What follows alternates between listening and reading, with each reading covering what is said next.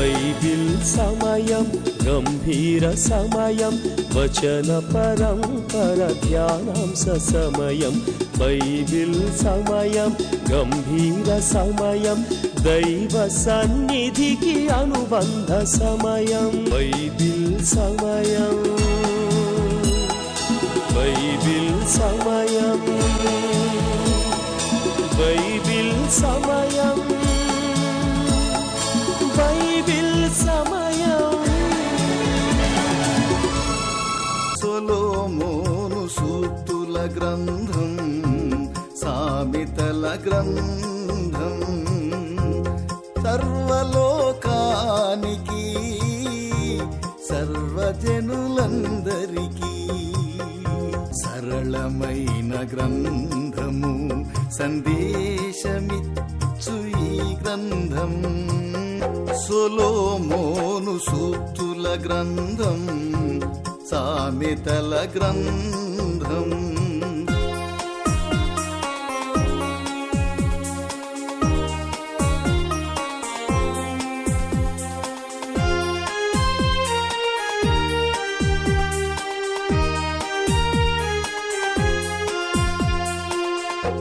బాలురు యౌవనులు, కన్యకలు వృద్ధులు, రాజులు అధిపతులు, భక్తులు సేవకులు అనుసరించదగినట్టి ఆదర్శ గ్రంథమిది.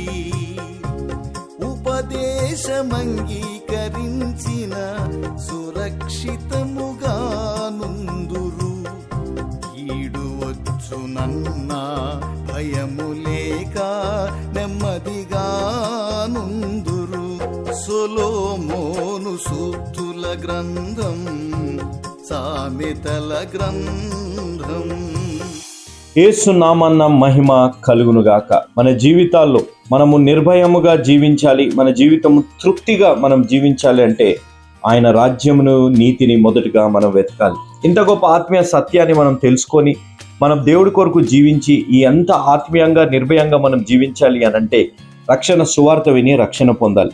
ఇంత గొప్ప అవకాశాన్ని సద్వినియోగం చేసుకొని కోట్లాది ప్రజలు ఈ రక్షణ సువార్త వినేటట్టు, విని రక్షణ పొందేటట్టు, రక్షణ పొందిన వారు బలహీనపడితే వారి జీవితాల్లో మొదటగా ఏమి చేయాలనే ఆత్మీయ సత్యాన్ని, గ్రహింపుని, మేల్కోతనాన్ని ఈ రక్షణ సువార్తని స్పాన్సర్ చేయడం ద్వారా దయచేసిన ఈ కుటుంబాన్ని, మా ప్రియులు, మా ఆప్తులు, మా పరిచర్యను బహుగా ప్రేమించి mister and Mrs K Mariyadas గారు మరియు నయోమి గారు, వారు మార్కాపురం వాస్తవ్యులు, వారిని దేవుడు నిండుగా మెండుగా దీవించునుగాక. వారు చేసిన ఈ సహాయాన్ని బట్టి కోట్లాది ప్రజలు ఈరోజు ఈ రక్షణ సువార్త విని రక్షణ పొందే అవకాశాన్ని దయచేసిన దేవుడు వారి జీవితాల్లో ఉన్న ప్రతి ప్రార్థన అవసరతని, హృదయవాంఛను దేవుడు నెరవేర్చునుగాక. ఈ కుటుంబం కొరకు ప్రత్యేకంగా ప్రార్థిస్తాం. ప్రేమ నమ్మకం కలిగిన మా ప్రియ పరలోకపు తండ్రి, జీవం కలిగిన మా దేవ, మరియాదాస్ గారి కొరకై, నయోమి గారి కొరకే ప్రత్యేకంగా ప్రార్థిస్తున్నాం. వారిని నిండుగా మెండుగా దీవించి వారికి ఇచ్చిన కుమారుడు జోషి కొరకే, కోడలు సుష్మిత కొరకే, వారికి ఇచ్చిన మొదటి సంతానం జోషిమని ఫస్ట్ బర్త్డే సందర్భంగా ఈ కార్యక్రమాన్ని మేము ఈరోజు ప్రచురం చేస్తున్నాం. ఈ కుటుంబాన్ని దేవుడు నిండుగా మెండుగా దీవించునుగాక. ప్రాముఖ్యంగా చిన్న పాప ఫస్ట్ బర్త్డే జరుపుకుని పాపని జోషిమణిని దేవుడు నిండుగా దీవించి మంచి ఆయుష్ని, ఆరోగ్యాన్ని ఈ కుటుంబాన్ని అంతటికి దేవుడు అనుగ్రహించునుగాక. దేవుడు ఈ కుటుంబానికి దేవుడి ద్వారా ప్రేరేపింపబడి ఈ యేసు అనుచరుల పరిచర్యని బలపరుస్తూ, ప్రోత్సహిస్తూ సహాయం అందిస్తున్న ఈ కుటుంబాన్ని దేవుడు దీవించి ఆశీర్వదించునుగాక. వీరు చేసిన సహాయం బట్టి ఈరోజు ఈ టెలికాస్ట్ అవుతున్న ఈ ప్రోగ్రామ్ని విని రక్షణ పొందాలని రక్షణ తీర్మానం తీసుకోబోతున్న ప్రతి బిడ్డని, ఈ వాక్యం వింటున్న ప్రతి బిడ్డ జీవితంలో దేవుడిస్తున్న వాగ్దానము, మీరు తృప్తిగా భుజించి మీ దేశంలో నిర్భయముగా నివసించెదరు. లేవియా కాండం 26వ అధ్యాయం 5వ వచనం దేవుడు అందరికీ మనందరికి ఇస్తున్న ఆజ్ఞ.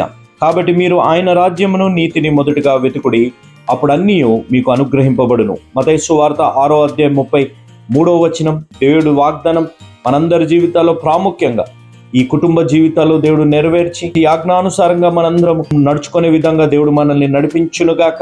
ప్రాముఖ్యంగా ఈ కుటుంబాన్ని ఈరోజు బర్త్డే జరుపుకున్న జోషిమణిని దేవుడు దీవించి ఆశీర్వదించి ఈ వాగ్దానం బిడ్డ జీవితాల్లో దేవుడు నెరవేర్చి ఈ కుటుంబాన్ని, ఈ వాక్యం వింటున్న ప్రతి బిడ్డని, ఈ వాక్యం ద్వారా రక్షణ తీర్మానం తీసుకోబోతున్న ప్రతి బిడ్డ జీవితాన్ని దేవుడు నిండుగా మెండుగా దీవించి యేసు నామమున అడిగి వేడుకుంటున్నాము తండ్రి, ఆమేన్.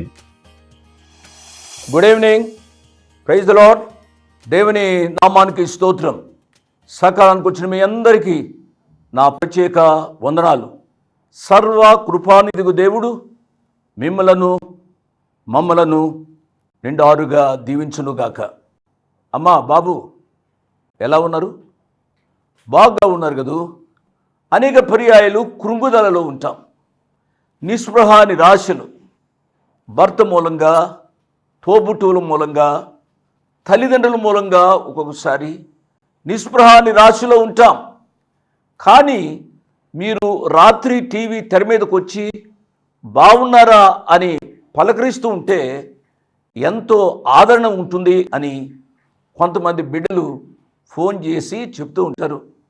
నా ప్రియ బిడ్డలారా, మిమ్మలను ఆదరించకపోతే ఇంకెవరిని ఆదరించాలి? మీరు దేవుని తరువాత దైవ సేవకునిగా మమ్మలను ప్రేమిస్తున్నారు. దేవుని యొక్క సేవ ఎవరైతే చేస్తున్నారో వారందరినీ ప్రేమిస్తున్నారు. మీరు ప్రేమిస్తున్నారు కాబట్టి ఇన్ని టీవీ కార్యక్రమాలు నడుస్తూ ఉన్నాయి. టీవీ కార్యక్రమాల్లో బోధించే వారు ఎవరూ కూడా వారి సొంత డబ్బు ఖర్చు పెట్టుకుని బోధించడం లేదు. కేవలము మీ యొక్క దాతృత్వమే అనేక మంది టీవీలో మాట్లాడేటట్లు చేస్తూ ఉంది. మీ దాతృత్వ లక్షణాన్ని బట్టి దేవుడు మిమ్మల్ని నిండారుగా దీవించునుగాక. ప్రియ యవ్వన బిడ్డలారా, మీరెలా ఉన్నారు? తల్లిదండ్రుల మాట వింటున్నారా? అనవసరంగా సమయాన్ని వృధా చేయకండి. సమయం ఉండగానే మీరు దీర్ఘకాల ప్రణాళికలు వేస్తూ మీ భవిష్యత్తును మీరు కాపాడుకోవాలి. మీ భవిష్యత్తు మీ చేతుల్లోనూ ఉంది. దేవుడు ఆల్రెడీ మిమ్మల్ని గూర్చి ఆయన ఒక ప్రణాళిక కలిగి ఉన్నాడు. ఆయన మిమ్మలను తన అరిచేతులలో చెక్కుకున్నాడు.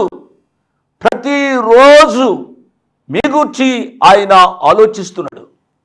ఆయన ఆలోచనలకు తగ్గట్టుగా మీరు జీవించడానికి ప్రయత్నం చేయాలి. యవ్వనము చాలా అపాయకరమైన కాలం. ఈ అపాయకరమైన యవ్వన కాలంలో మీరు తప్పుడడుగు వేశారు అనుకోండి, ఎంత నష్టాన్ని అనుభవిస్తారో మీకే అర్థమవుతుంది. ఆ అంకుల్ చెప్పాడు, మా డాడీ చెప్పాడు, మా మమ్మీ చెప్పింది, కొంతమంది శ్రేయోభిలాషులు చెప్పారు, నేను వారి మాట వినలేదు, ఇప్పుడు నేను అనుభవించవలసి వస్తోంది అని కొంతమంది యవ్వన బిడ్డలు వాపోతూ ఉంటారు. సమయం ఉండగానే ఇల్లు చక్కబెట్టుకోవాలి అనే సామెత ప్రకారం సమయం ఉండగానే మీ జీవితాలను సరి చేసుకోవాలి అని ప్రభు పేరిట నేను మనవి చేస్తున్నాను. కొంతమంది యవ్వనస్తులు ఆయా డ్రగ్స్కు అలవాటు పడ్డారు అని వింటున్నప్పుడు హృదయంలో చాలా బాధగా ఉంటుంది.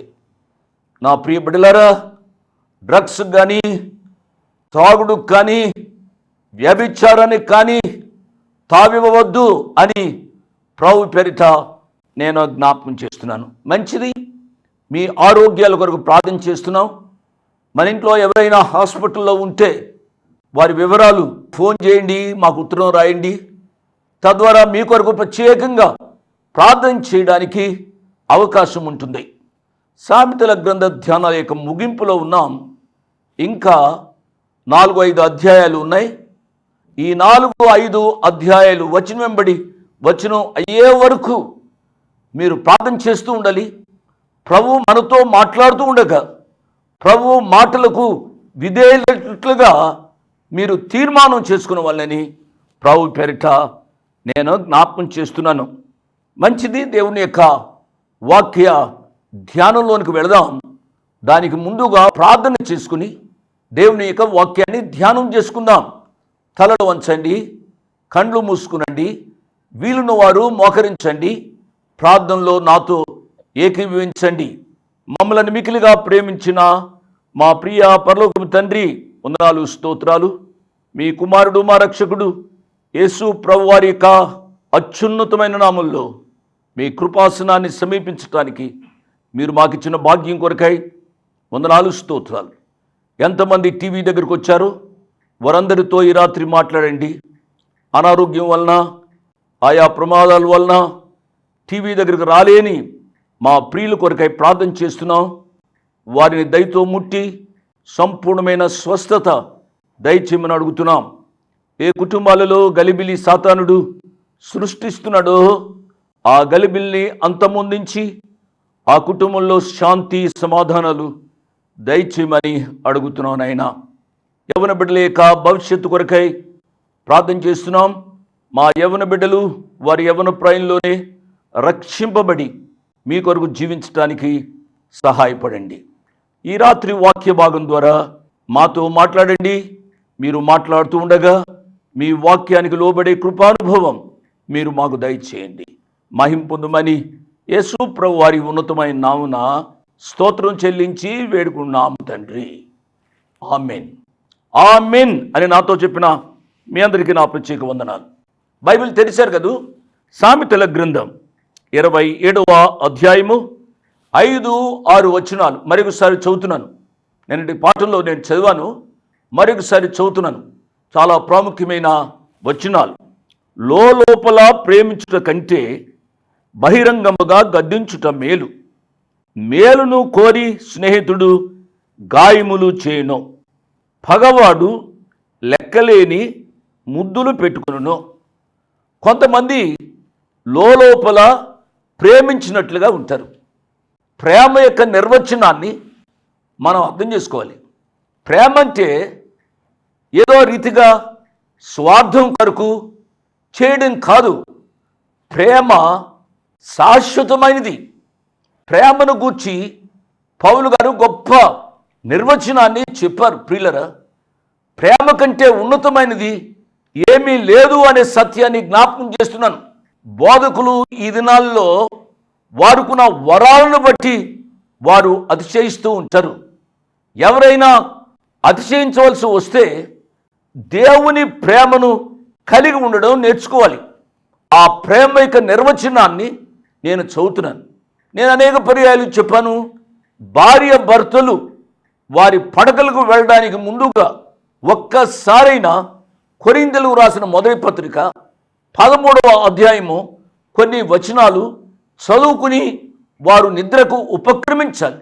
చాలా శ్రేష్టమైన మాటలు ఆ యొక్క అధ్యాయంలో రాయబడి ఉన్నాయి.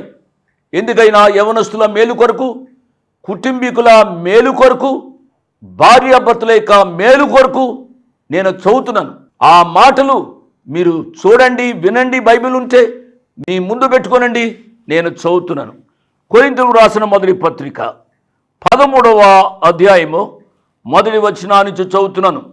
మనుషుల భాషలతోనూ దేవదూతల భాషలతోనూ నేను మాట్లాడినను ప్రేమ లేని వాడనైతే మ్రోగడు కంచును గణగణలాడు తాళమునయ్యుందును. విన్నారు కదూ. మనకెన్నో కృపావరాలు ఉన్నాయి అని బోస్టు చేసుకుంటూ ఉంటాం. నేను ప్రార్థన చేస్తే అది జరుగుతుంది, ఇది జరుగుతుంది అని గొప్పలు చెప్పుకుంటూ ఉంటాం. ప్రవచించు కృపావరము కలిగి మర్మములనియు జ్ఞానమంతియు ఎరిగిన వాడనైనను కొండలను ప్రకటింపగల సంపూర్ణ విశ్వాసము గలవాడనైనను ప్రేమ లేని వాడనైతే నేను వ్యర్థుడను. విన్నారు కదూ. నేను కొన్ని సంవత్సరాలుగా వాక్యాన్ని చెబుతున్నాను. నేను వాక్యాన్ని వివరిస్తున్నప్పుడు కొంతమంది నాతో చాలాగా మాట్లాడుతూ ఉంటారు. ఎక్కువగా ప్రేమించి మాట్లాడుతున్నారేమో అనిపిస్తుంది. ఒకవేళ అందరి యొక్క మన్నన నేను పొందేటట్లుగా వాక్య పరిచర్య చేస్తున్నాను. కొంతమంది ప్రసంగికులు కొన్ని ప్రసంగ వరాలు కలిగి ఉండి అందరినీ తన్మయత్వంలోనికి నడిపిస్తున్నప్పటికీ కూడా ప్రేమ లేని వారైతే వ్యర్థులు. ఆ ప్రేమను గుర్చిన డెఫినిషన్ ఆయన వ్రాస్తున్నాడు. బీదల పోషణ కొరకు నా ఆస్తి అంతయు ఇచ్చినను, కాల్చబడుటకు నా శరీరమును అప్పగించినను ప్రేమ లేని వాడనైతే నాకు ప్రయోజనమేమీ లేదు.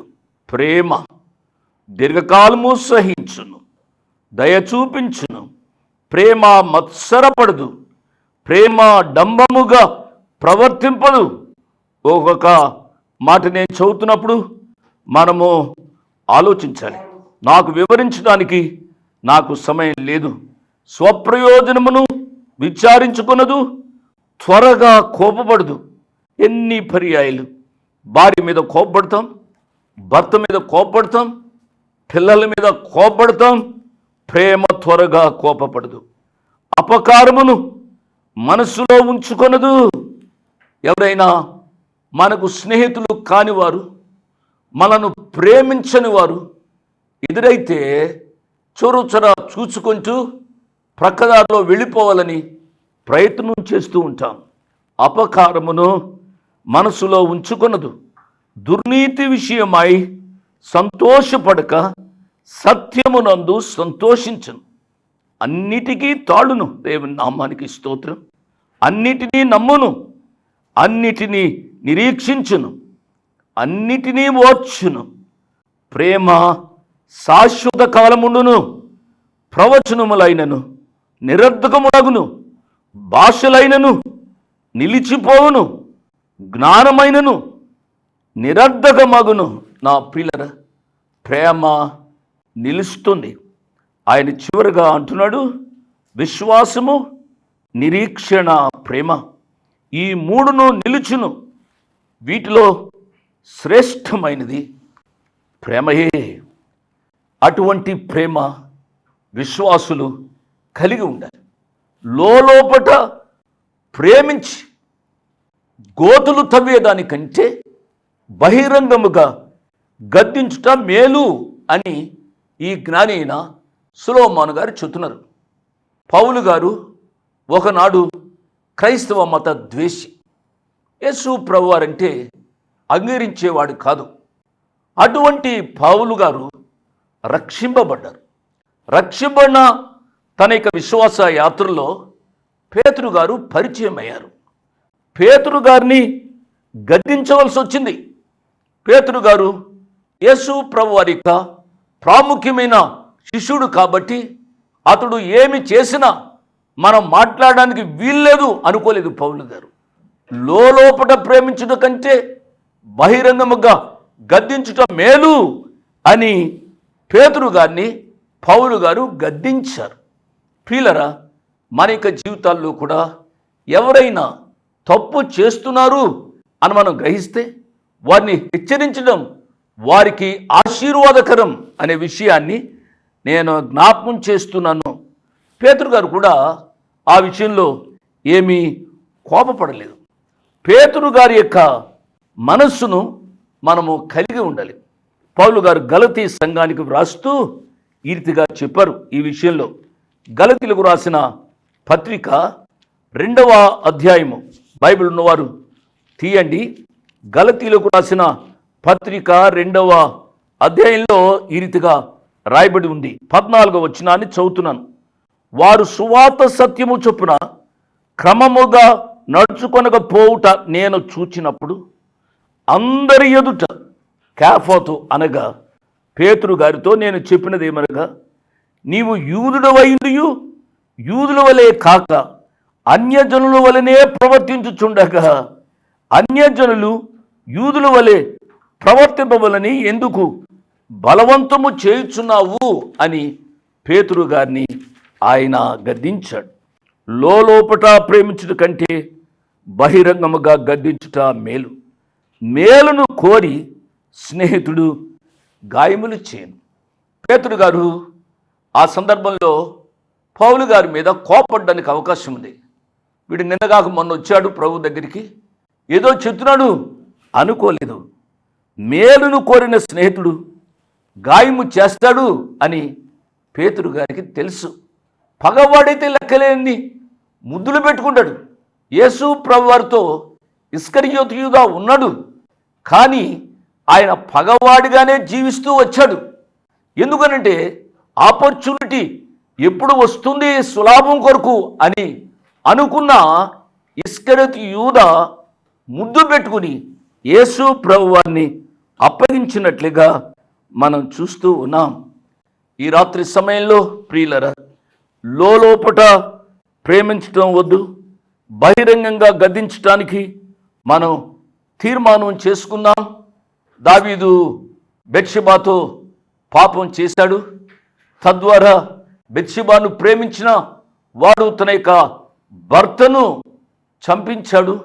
వ్యభిచారము, నరహత్య, అనేకములైన పాపాలు ఒకదాని వెంబడి ఒకటి చేస్తూ వచ్చాడు. అటువంటి దావీదు మహారాజును లోపల ప్రేమించడం కంటే బహిరంగముగా గద్దించుట మేలు అనే సూక్తి ప్రకారం నాతాను ప్రవక్త దావీదును గద్దించాడు.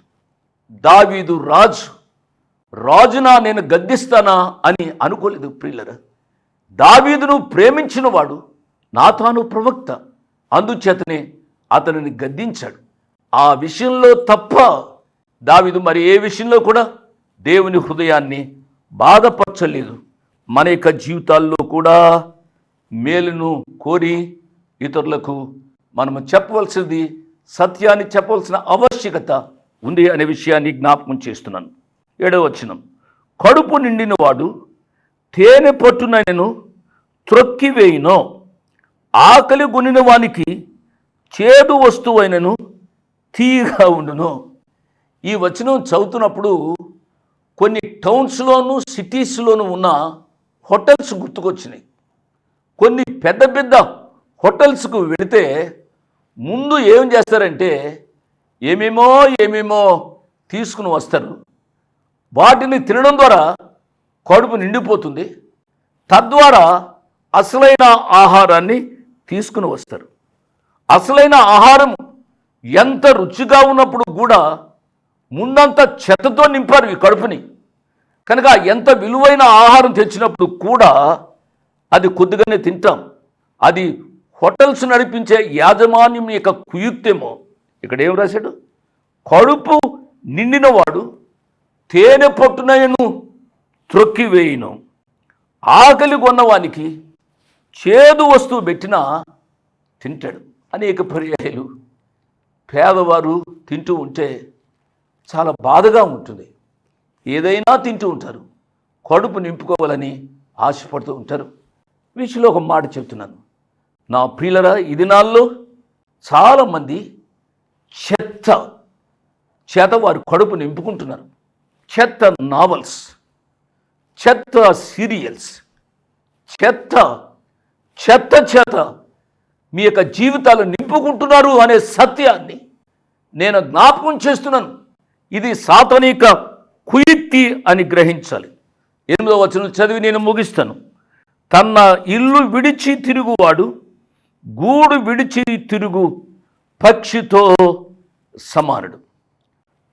పక్షి తన సొంత గూడును విడుస్తుంది.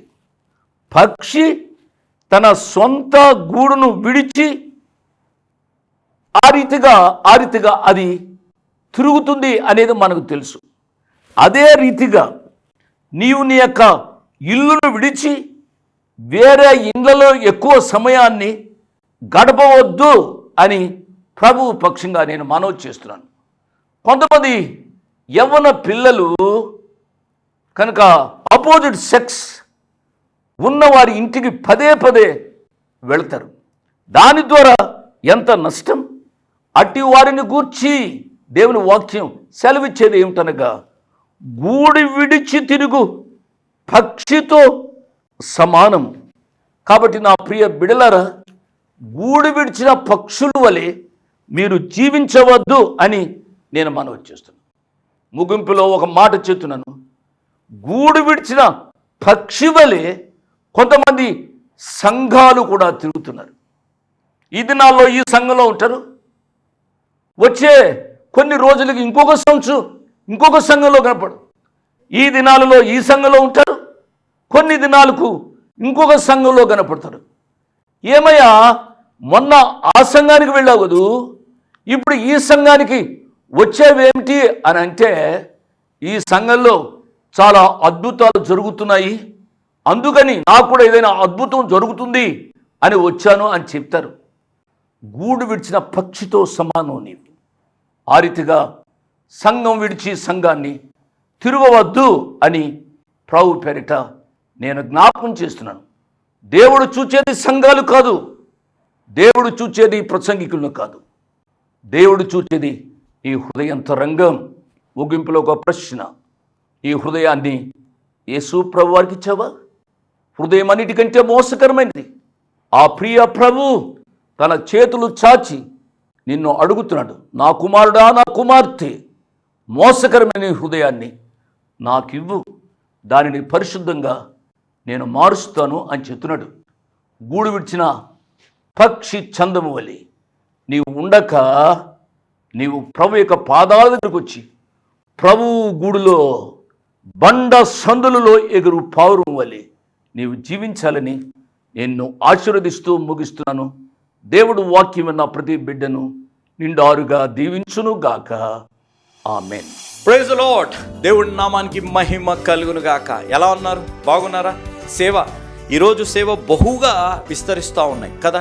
ఏ ప్రాంతంలో చూసినా, ఏ వీధిలో చూసినా, ఎవరొకరు ఏ కుటుంబంలో అయినా ఎవరొకరు సేవకులుగా ఉంటున్నారు, బలమైన విశ్వాసులుగా ఉంటున్నారు. కాబట్టి యేసు అనుచరుల పరిచర్యగా ఇలా మీరు సేవ చేయాలని ఆశ కలిగిన వారు, మీరు సేవ చేయాలని ఎంతో ఆశగా ఉంది కానీ సేవ చేయలేని పరిస్థితుల్లో ఉన్నవారు, మీకు కానీ సేవ చేయాలని ఆశ ఉంటే యేసు అనుచరుల పరిచర్య ఎంతో బహుబలంగా విస్తరిస్తూ వస్తుంది. కాబట్టి సేవ చేయాలని ఆశ ఉంది. మేము ప్రాంతంలో ఉన్నవారము, మేము ఏ విధంగా సేవ చేయాలి, ఏ విధంగా అక్కడ మేము సేవలో పాల్గొనాలని వివరాలు తెలుసుకోవాలంటే ఈ కింద ఉన్న ఫోన్ నెంబర్లకి మీరు ఫోన్ చేయండి.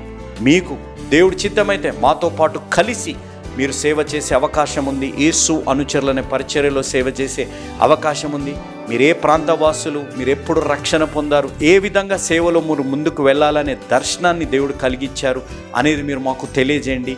మీ కొరకు ప్రార్థనాపూర్వకంగా ఏ ప్రాంతంలో మీరు సేవ చేయాలి అనేది మీకు వివరణ ఇవ్వడం జరుగుతుంది. కాబట్టి సేవ చేయాలని ఆశగా ఉంది, సేవ చేస్తున్న కొంచెం బలహీనంగా ఉన్నారు, విస్తరించట్లేదు సేవ అనే ఆలోచనలో ఉంటే యేసు అనుచరుల పరిచర్యలో పాలుభాగస్తులుగా ఉండి మాతో పాటు చెయ్యి కలపండి.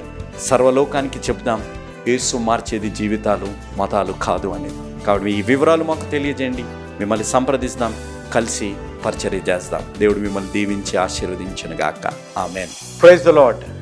మీ ముందుకు రావడానికి ఒక ప్రాముఖ్యమైన కారణం, మేము ఈ టీవీ పరిచర్యని ఎందుకు ప్రారంభించాం, ప్రాముఖ్యంగా తండ్రి అయిన నాన్నగారు, కీర్తిశేషులైన నాన్నగారు జోషన్న గారు ఎందుకు ప్రారంభించారు అనేది వారి మాటల్లోనే విందాం. ఈ కార్యక్రమాన్ని నిర్వహించడానికి నేను ఎంతో ధైర్యం చేశాను అనే విషయాన్ని జ్ఞాపకం చేస్తున్నాను. డబ్బుండి కార్యక్రమాన్ని ప్రారంభించలేదు, నన్ను రక్షించి ఇంతవరకు పిలిచిన ప్రభు ఉన్నారు అని, తదుపరి విశ్వాసులైన మీరు ఉన్నారు అనే ధైర్యంతో ఈ కార్యక్రమాన్ని కొనసాగిస్తున్నాం. విన్నారు కదా, నాన్నగారు ఏ ధైర్యమైతే వారు చేసి టీవీ కార్యక్రమాలని ప్రారంభించారు, మన రక్షకుడైన యేసు ఉన్నారని, విశ్వాసులైన మీరు ఉన్నారనే ధైర్యంతోనే ఈ టీవీ కార్యక్రమాలని మేము కొనసాగిస్తున్నాం గత సంవత్సరాలుగా. ఇక ముందు కూడా మేము కొనసాగించాలి అని అంటే మీలో విశ్వాసులైన మీరు, ప్రేరేపింపబడ్డవారు మీరు, వచనం వెంబడి వచ్చిన ధ్యానాలు జోషన్న గారివి, పాయింట్ వైజ్ ధ్యానాలు జాన్ స్పర్జన్ గారివి, హీరోస్ ఆఫ్ ది బైబిల్ అనే సిరీస్ ధ్యానాలు భక్త్ సింగ్ నావి కొనసాగేటట్టు మీరు ప్రేరేపింపబడితే, మీరు సహాయం చేసి మీరు నేరుగా నాతోని మాట్లాడవచ్చు. నాతో మాట్లాడి మాకు సహాయం చేయాలనేది నా మనవి. కాబట్టి మీరందరూ ఏ భారమైతే, సేవా భారమైతే నాన్నగారు గత 40 సంవత్సరాలుగా ముందుకు కొనసాగించారు, ఇప్పుడు యవనస్తులమైన మా అన్నగారు జాన్ స్పర్జన్ గారు మాపై ఉంది. కాబట్టి మీరు కూడా ఏ విధంగా నాన్నగారిని అయితే ప్రోత్సహించారు, నాన్నగారిని ఆదరించారు, మమ్మల్ని కూడా ఆ విధంగానే ప్రోత్సహించి ఆదరిస్తారని నమ్ముచు సెలవు తీసుకుంటున్నాను. దేవుడు మిమ్మల్ని దీవించి ఆశీర్వదించునుగాక. ఆమేన్.